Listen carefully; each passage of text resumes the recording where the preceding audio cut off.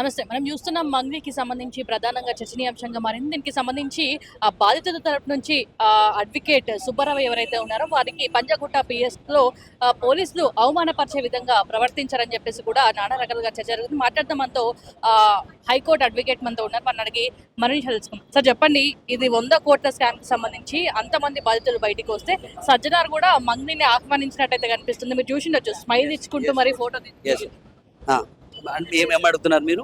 ఏదైతే మంగ్లీకి సంబంధించి అంతమంది బాధితులు బయటకు వస్తే పోలీసులు స్పందించకుండా సజ్జనార్ కూడా మంగ్లీని లోపలికి పిలిచి మరి ఆమె ఇచ్చే వినతి పత్రం తీసుకుంటారు. అంటే బేసిక్ గా మేమేమంటున్నాం అంటే బాధితుల తరపున బాధితులు వచ్చిన మేము అడ్వకేట్సే కాదు, బాధితులు వచ్చిన పోలీస్ స్టేషన్కి వచ్చినట్లయితే మర్యాదపూర్వకంగా వాళ్ళకు జరిగినటువంటి అన్యాయం ఏంటో తెలుసుకొని దానిపైన ఏం చేయడానికి అవకాశాలు ఉంటే అది చేసి వారికి ఎఫ్ఐఆర్ ఇష్యూ చేసి దానిపైన ఇన్వెస్టిగేషన్ అనేది ప్రాపర్గా చేస్తే ఏ విధమైనటువంటి రాంగ్ మెసేజ్ వెళ్ళడానికి అవకాశం లేదు. ఇక్కడ ఏంటంటే అనేక మంది బాధితులు పోలీస్ స్టేషన్ల చుట్టూ తిరిగి అలసిపోయిన తర్వాతే అడ్వకేట్స్ దగ్గరికి రావడం జరుగుతుంది. ఆ పరిణామాల్లో అడ్వకేట్స్ పూర్తి సమాచారం ఎవరో వచ్చారు దన్మంటే ఏదో పొలిటీషియన్ లాగానో లేకపోతే ఇంకోరు లాగానో వెళ్ళి ఏంటి అని చెప్పేసి ప్రశ్నించాడు. పూర్తి స్థాయిలో సమాచార సేకరణ చేసిన తర్వాత ఆధారాలు సేకరించిన తర్వాతనే దానిపైన 100% అడ్వకేట్ పోలీస్ స్టేషన్కి వెళ్ళి ఇది ఇంత అన్యాయం జరిగింది, దీనిపైన మీ వంతుగా మీరు ఏం చర్యలు తీసుకుంటారో తీసుకొని బాధితులకు న్యాయం చేయండి అని చెప్పేసి అడ్వైజ్ చేస్తారు తప్ప. ప్రెస్ మీట్ చూసిండొచ్చు, ఆమె ఏదో ఫేమస్ కావాలి, శ్రీముఖి అంటే క్రష్, బిగ్ బాస్ పోవాలని చెప్పేసి ఆశ, ఏదో ఆమె టార్గెట్ చేసి వాంటెడ్ గా టార్గెట్ చేసి చేస్తుందని చెప్పేసి అంటే తను ఆల్రెడీ అదే ప్రెస్ మీట్ లో చెప్పింది, నేను ఇదే సోషల్ మీడియా ద్వారా ఫేమస్ అయ్యాను కాబట్టి ప్రతి ఒక్కరు అదే రూట్ ఎంచుకున్నారు అని చెప్పేసి ఆమె అపోహ పడిండొచ్చు. మనము ఆమె గురించి ఆలోచించాల్సిన అవసరం లేదు. ఎందుకంటే ఆమె పేరు చెప్పే ఆమె ఇన్వాల్వ్మెంట్తోనే ఈ వ్యవహారాలన్నీ జరిగినాయి అనేది ప్రస్తుతం బాధితులందరూ చెప్తున్నటువంటి మాట.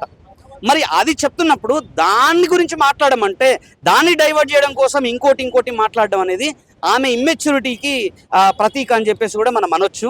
ఎట్లా చూడొచ్చు, బాధితులు అంతమంది కుప్పలుగా వచ్చే బాధితులు ఉంటే వాళ్ళని పట్టించుకోకుండా పోలీసులు అందుకే సిపి సజ్జనార్ గారు రేపటి నుంచి సమాచారం దానిపైన ఆన్సర్ చేసుకుంటూ తిరగాల్సిన పరిస్థితి ఆయన స్వయంగా చేసుకున్నారు. ఇప్పుడు సిపి సజ్జనార్ గారు చేసుకున్నారు. అట్ ద సేమ్ టైం ఎవరైతే రామకృష్ణ ఉన్నారో ఎస్హెచ్ఓ ఆయన కూడా అదే పరిస్థితి. ఎందుకంటే జనరల్ ఇష్యూని కరెక్ట్గా ఇన్వెస్టిగేషన్ చేసి లోపల ఏం జరిగిందో పూర్తి స్థాయిలో సమాచార సేకరణ చేసి దానిపైన ఎఫ్ఐఆర్ ఇష్యూ చేసి దాన్ని ఒకవేళ కన్సర్న్ అథారిటీ అతను కాకపోతే అది ఎక్కడైతే కన్సర్న్ ఉందో అటువైపు డైవర్ట్ చేసి అంటే ఫార్వర్డ్ చేస్తే అయిపోయేది. బట్ ఆయన ఏం చేసిండు అంటే దీన్ని ఇక్కడే క్లోజ్ చేసేసుకొని ఏదో లావాదేవీలు బాగా పెద్ద ఎత్తున పొందుదామని ఆలోచన చేసినట్టున్నాడు. దానివల్ల ఆయన స్వయంకృత అంటే ఆయన గొయ్యి ఆయనే దవ్వుకున్నాడు. కాబట్టి ఇటు సజ్జనర్ గారు కావచ్చు, ఇటు రామకృష్ణ గారు ఎవరైతే ఉన్నారో వాళ్ళు ఇద్దరు కూడా వారే పబ్లిక్ ఆన్సర్ చేయాలి. రేపు హైకోర్టుకి వాళ్ళే ఆన్సర్ చేయాలి. అడ్వకేట్ సుబ్బుకి సంబంధించి అవమానపరిచే విధంగా ప్రవర్తించడం జరిగింది. దానిపైన 100% రిట్ ఫైల్ అవుతుంది. సుబ్బు ఆల్రెడీ ప్రిపేర్ అయ్యి ఉన్నాడు. ఖచ్చితంగా దీన్ని ఇంతటితో వదిలేదు లేదని అతను కూడా 100% ఇందాక రఘునాథ్ గారు కూడా బార్ కౌన్సిల్ మెంబర్ గారు కూడా ఆయన కూడా 100% సీరియస్గా దీనిపైన మూవ్మెంట్ అయ్యారు. బార్ అసోసియేషన్లో ఆల్రెడీ కంప్లైంట్ రైజ్ చేసిండ్రు.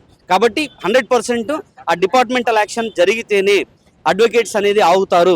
లేకపోతే 100% దీన్ని రాష్ట్ర వ్యాప్తంగా కాదు దేశవ్యాప్తమైనటువంటి ఇష్యూను చేసేటువంటి అవకాశం 100% ఉందని చెప్పేసి ఈ సందర్భంగా తెలియదు. బాధితులకు న్యాయం బాధితులకు 200% న్యాయం జరగాల్సిందే. బాధితులకు న్యాయం జరగకపోతే మరి రామకృష్ణ గారి పాత్ర కూడా దీనిలో ఏమైనా ఉందో కూడా దాన్ని కూడా అవసరమైతే దాన్ని కూడా కనెక్ట్ చేసేటువంటి అవకాశం ఉంటుంది. చూసారు కదా, ఏదైనా కూడా ఫ్రెండ్లీ పోలీస్ అని చెప్పేసి మనం అంటాం. కాకపోతే పోలీసులు కూడా అడ్వకేట్లను అవమానపరిచే విధంగా వాళ్ళు వ్యవహరిస్తున్నారు. ఖచ్చితంగా బాధితులకి న్యాయం చేసే వరకు మేము రాష్ట్ర వ్యాప్తంగా పోరాటం చేస్తామని చెప్పేసి వాళ్ళు వ్యక్తం చేస్తున్నారు.